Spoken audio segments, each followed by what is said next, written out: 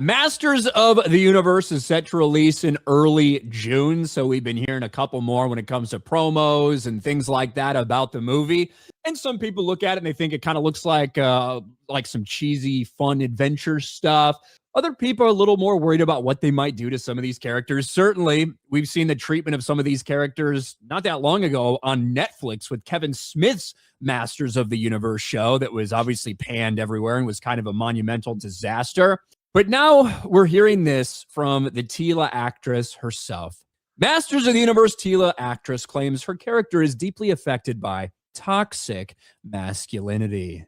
Which, sometimes you see red flags. Sometimes actors just say things. And they just shut up. And make it seem worse than it actually is. Who knows? But I will say, this is now the second time that we've heard that in relation to this movie. If you remember, Jay, it was a couple months ago that we heard from the director that Skeletor is the embodiment of toxic masculinity.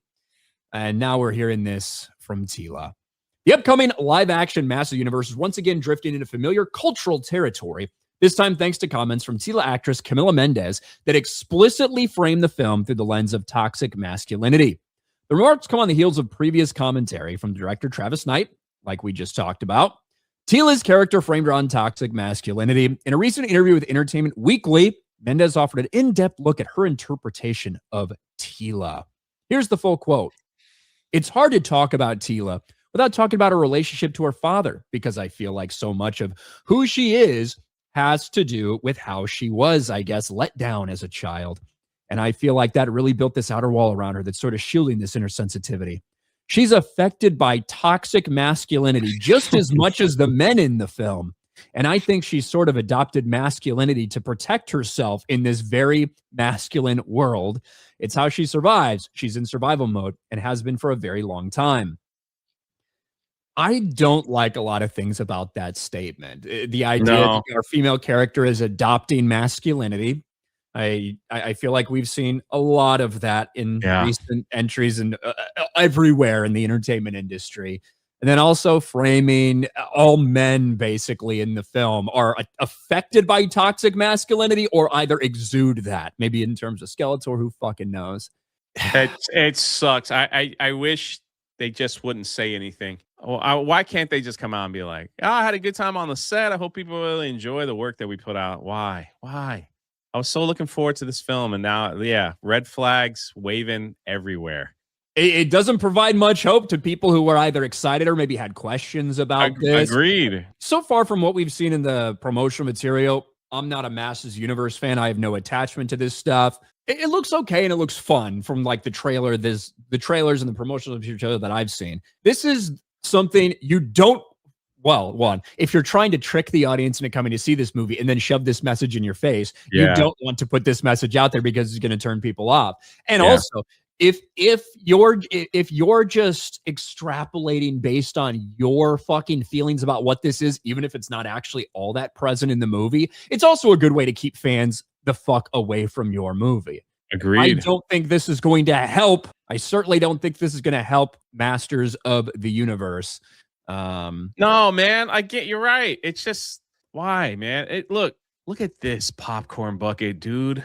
Look how cool that is, man. Like, all this stuff just got me hyped for the film. Sitting there on the bottom of the steps. He-Man, they put the popcorn in the back. I was going to say, where the fuck the popcorn go? They get, like, the back kind of pulls out, like a little shelf.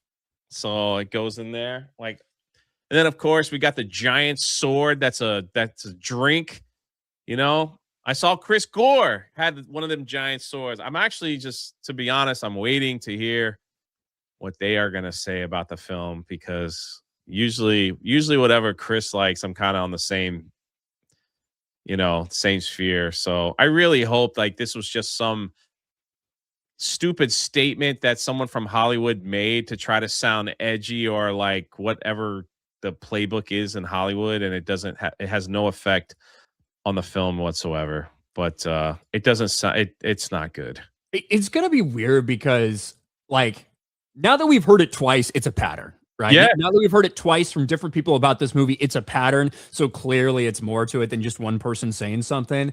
The other side of it is, Sometimes we hear these people come out and say this stupid shit, and then you watch the movie and you're like, well, that kind of wasn't even really present. Correct. Like, what are they talking about? What I think would be funny is if Skeletor's just evil. Like, if Skeletor is just evil in this, and that's what they're calling toxic masculinity, which would be, who fucking knows with these people in the entertainment industry? No, exactly.